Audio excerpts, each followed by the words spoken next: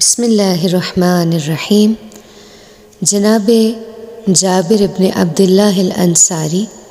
رسول خدا صلی اللہ علیہ وآلہ وسلم سے سوال کرتے ہیں، یا رسول اللہ، ماہ مبارک رمضان کی سب سے بڑی عظمت کیا ہے؟ پیغمبر اکرم صلی اللہ علیہ وآلہ وسلم فرماتے ہیں،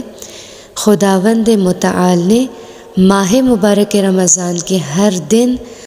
اور ہر لمحے کو بے پناہ نوازشات کے ساتھ رکھا ہے۔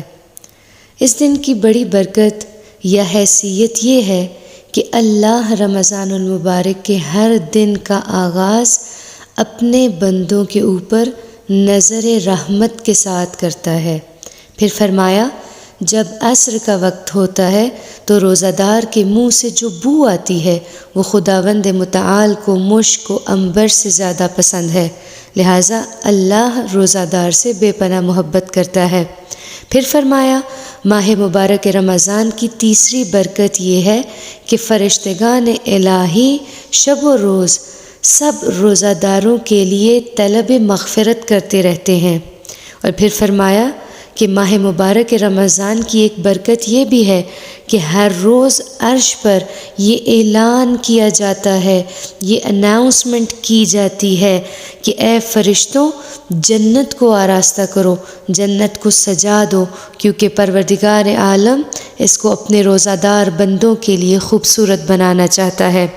پھر فرمایا، جب اس دن کا اختتام ہو جاتا ہے اور اگلی سحر کا وقت آ جاتا ہے تو خداوند متعال کی طرف سے اعلان کیا جاتا ہے، کوئی مشقت کرنے والا ایسا نہیں ہونا چاہیے، کوئی ایسا فرد نہ ہو کہ جس نے محنت کی ہو اور اسے صلہ نہ دیا جائے، لہٰذا اس سے پہلے کہ یہ دوسرے روزے میں وارد ہو جائیں اور میری بندگی بجا لائیں، میں ان کی بھوک اور پیاس کی جزا ان کو جنت عطا کرتا ہوں۔